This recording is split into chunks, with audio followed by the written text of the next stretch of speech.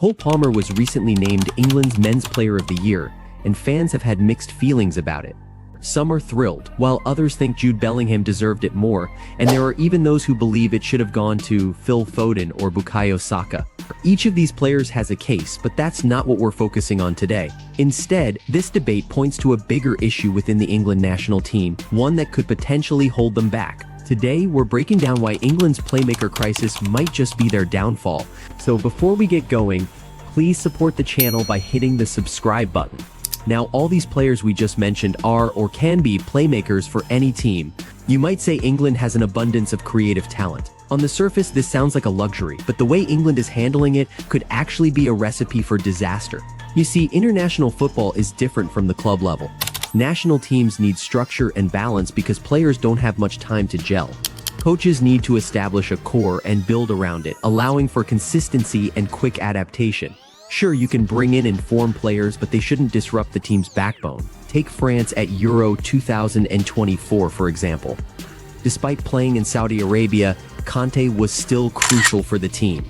Or look at Argentina, where Garnacho finds it hard to break in, even though he's shining at United.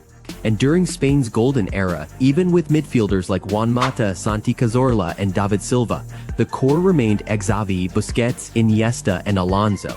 The message here, you stick to your core, no matter how many stars you have waiting in the wings. England seems to understand this core principle for every position except the playmaking role. They're solid on defense and in midfield with key players like Rice and Stones, but in terms of creativity, it's a different story. England seems confused about who should take the reins as their primary creator. At various points, we've seen England hand this role to Bukayo Saka, then pass it to Jude Bellingham, and then try to work Phil Foden into the mix. And now, Cole Palmer's success has stirred up the debate even more. We saw this confusion play out at Euro 2024.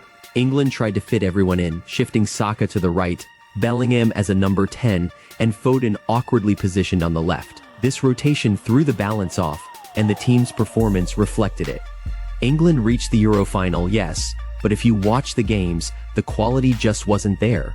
Even with a new coach, the dilemma persists. He's considering players like Palmer and Saka in unorthodox roles, all in a bid to squeeze them into the starting lineup. So, what's the solution? The answer is to build the team based on balance and core strength, not just individual stats or popularity. Identify which players bring stability to the system and build around them, and play your best players in their natural positions. This means putting Bellingham where he thrives as a central midfielder, keeping Saka as the right winger, and using Trent in his most impactful role at right back. Don't force players like Foden or Palmer into awkward positions just because they're talented. Finally, the biggest decision for England is the number 10 role. Who should be the primary creator, Foden or Palmer? It's a tough choice, but it's one the coach has to make and stick with. So, if you had to make that call, who would you choose as England's number 10? Let us know in the comments. If you enjoyed this video, please give it a thumbs up, subscribe, and hit the bell so you never miss out on new content. Catch you in the next one. Bye.